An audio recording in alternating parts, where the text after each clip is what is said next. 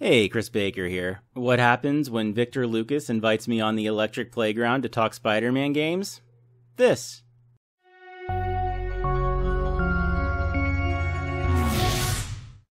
My guest is Chris Baker. He's been a part of the games industry for more than 2 decades with jobs at Marvel, LucasArts, and the official U.S. PlayStation Magazine, and a lot more. He's helped release more than 40 titles. He's written about hundreds of them for prominent outlets, including Rolling Stone, EGM, PSM, GameSpy, and more. He also wrote a book, so why are you just waiting around watching video game shows and playing video games? Why aren't you guys writing books? This guy wrote a book. It's called Wrong Retro Games. You messed up our comic book heroes. You can tell why I want to talk to this guy about Spider-Man.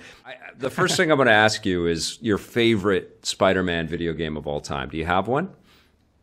I have two. It's really hard for me to say, and it's not the one everyone else says. It seems the common answer is Spider-Man 2, which I like, but yeah. I'm not in love with it like a lot of people are. Yeah.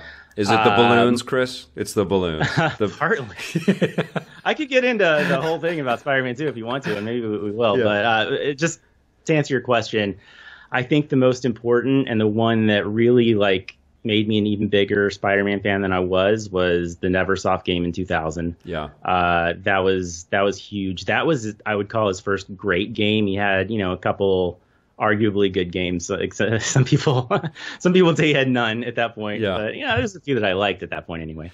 But that, just like you were saying with the web slinging earlier, even though you were swinging into the sky most of the time in that game and, attaching to clouds and whatnot, just the feeling you got of going from here to here to here to here, that, I'd never felt that before in a video game. And that was pretty revolutionary. It was like a love letter to the Spider-Man IP in general. It had a lot of great villains in it. It had an awesome ending when, spoiler alert for a 18-year-old game, but at the very end, Dr. Octopus and Carnage come together, so you're escaping a big Carnage version of Dr. Octopus, which was really cool. My other favorite would be one that I worked on, Spider-Man Shattered Dimensions. Oh, yeah. And I think that's probably the biggest kind of love letter to Spider-Man, just because of all the kind of alternate universe takes and you had all the actors from the cartoons in it. Neil Patrick Harris even was in there. Yeah. Christopher Barnes, Dan Gavazin from Spider-Man and His Amazing Friends. Josh Keaton was the Spidey at the time. That was just a joy to work on. You even got Spider-Man versus Juggernaut and Deadpool. Yeah. Which is weird, but was Nolan North Deadpool in that one? He was. Yeah. It was terrific. Yeah. I love that game. That's absolutely near the top for me too. Yeah, incredible game. Spider-Man 2 is the one that I think is cited a lot as the best Spider-Man game ever made. Yeah. Why do you think that is? I think that it's the web swinging, pure and simple. And then the game around it was good. Yeah. It was fine. Yeah. But it could have been so much better. And I'm hoping that Insomniac's game is that and everything that's been great since. Yes. And then you'll have the ultimate game that Spider-Man can be. Yeah, absolutely. I feel like 2D and Spider-Man is still a match made in heaven. Is there a favorite 2D Spider-Man game that you have?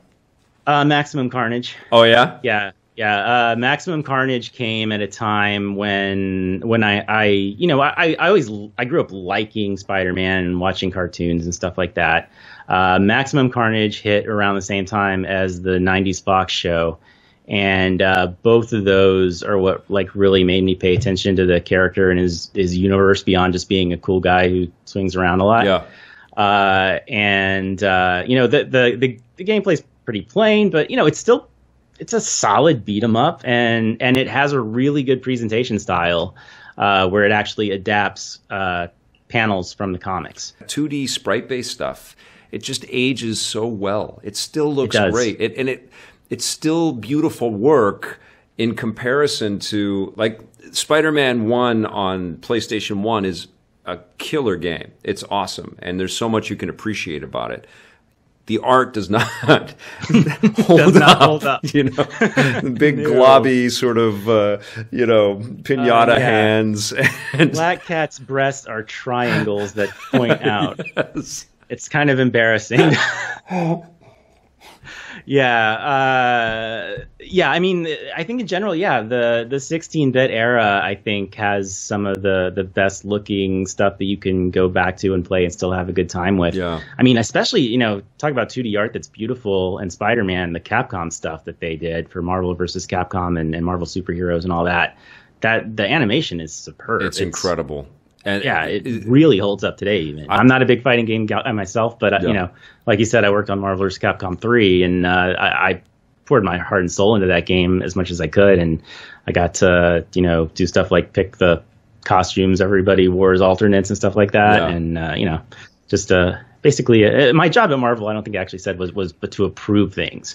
So like, does Spider-Man look right here? That's and yes awesome. or no, he doesn't. You need to do this to make him look right. Like, that's the very basic kind of description of what the job was. So did you, Brian Intihar used to be a part of the journalism pool. Did you work with him? He was a coworker. He was literally a coworker. He's a friend of mine. Like the night they announced that game, I was like, Brian, are you on this? And he's like, yeah, I'm creative director. What?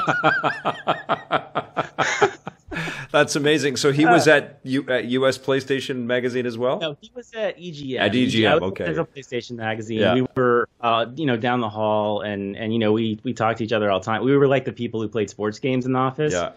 A lot of people, not a lot of non-sports games players. So we did a lot of like playing Madden together, often for review and baseball games and stuff like that. It's funny. I remember when I left OPM in 2004. I told Brian I had a job opportunity in LA, and he was like, "Is it Activision for Spider-Man?" Because he knew I was such a big Spider-Man fan. It wasn't, and that job didn't come to be, but eventually LucasArts did. So it is amazing that the how windy the paths are through all of this really stuff. Is. Yes, it really is. Have you had a chance to talk to him about what Insomniac is doing now with Spider-Man? And I know you've done some videos dissecting the trailer and all that stuff. Is it in good hands? Does this feel like the Spider-Man game you want? Oh yeah, absolutely. Everything I've seen, I absolutely love, and it seems like, they're Sony is super behind, putting all the resources necessary behind this to make this the best Spider-Man game ever, and I'm frankly at this point I'll be disappointed if it isn't.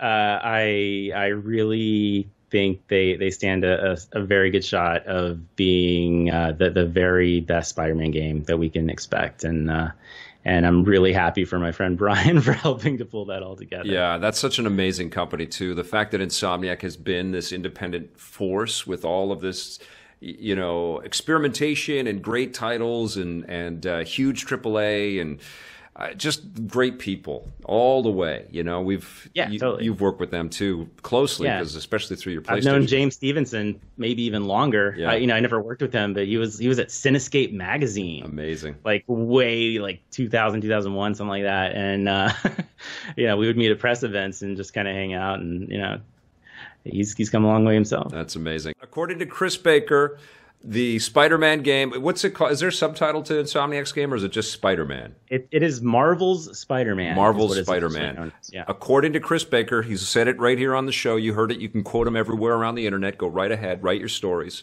Marvel's Spider-Man is going to be the best Spider-Man video game ever made. Right? I think I said I'd be disappointed if it's not. But yeah. Not to put the spotlight. I will say that though, just for the sake of the sensationalistic headline that you need for your clickbait or whatever. We're creating clickbait right now. That's awesome. Blake, has anybody been asking any questions or anything like that? We've got live viewers that are watching in here, Spidey fans, true believers out there that might have a question. Someone wants to know if Bruce Campbell's in the new game. Ah, fantastic question. And I don't know, neither of us can answer that really. Is Bruce Campbell in the new game? We don't know. Be cool. It would be cool. I don't know. I don't know anything more than you guys know. Yeah, it would be that cool. Abundantly clear. A lot of people ask about release date. I don't know when it's coming out. Yeah, they've been very coy about that, haven't they? Yeah. You heard God of War is April 20th. I did, yeah. And that actually, I've been saying the past, month or so, like, they could surprise us as early as late March, but I think it's probably going to be closer to fall. September is my guess. People want to know how long Sony's going to own the rights to the Oh, I think this is an important question. I think this is. I don't think we know that. Yeah. Those, unless they come out in a press release with that kind of information, it's very secretive in that regard. I have no idea. Do you have thoughts as a former Marvel employee and as a lifelong Spider fan? I'm sure they have enough time for like a trilogy. Right. At least. And what about their exclusivity? Do you think that that's kind of a drag that that this wonderful game will only be available on this one platform? To Xbox owners it is, and Switch owners it is. Yeah, I'd love to see it elsewhere too, but that's just not going to happen as long as it's a reason for people to buy PS4s and maybe PS5s. Yeah. I don't really see that happening. PlayStation 5. It is time to start talking about the PlayStation 5. Unless Microsoft buys Sony. Yeah. Maybe Disney buys them both. Who knows? That's the kind of world we're in these days. Disney is on a shopping spree, aren't they? It's so crazy. Yeah. It's awesome. All right. Okay, my friend. I think that's not enough Spider-Man chat for me, but I think that's quite a bit of Spider-Man chat for this episode. We are going to definitely have you back if you would answer our Spidey beacon and come back and be on the show. Yeah, sure. Maybe talk about some Star Wars video. I'll answer any beacon. I'll answer a bat signal. Okay. If you want to throw me a bat signal sometime. All right. Well, I love comic book movies and comic book video games, and I know that you're right in line with all of that stuff. And I know when we're going to have you back, we're going to talk about Star Wars games just before the Han Solo movie comes out, or great, around that time frame. But Chris Baker was on the show, and he was phenomenal. Thank you so much, my friend. We will see you very soon. This was only about 11 minutes of a 45-minute interview, so click the link here to see the whole thing. And thank you, Victor, for letting me run this in the first place. And if you want to see videos about the kinds of stuff I talk about here, take Spider-Ham's advice.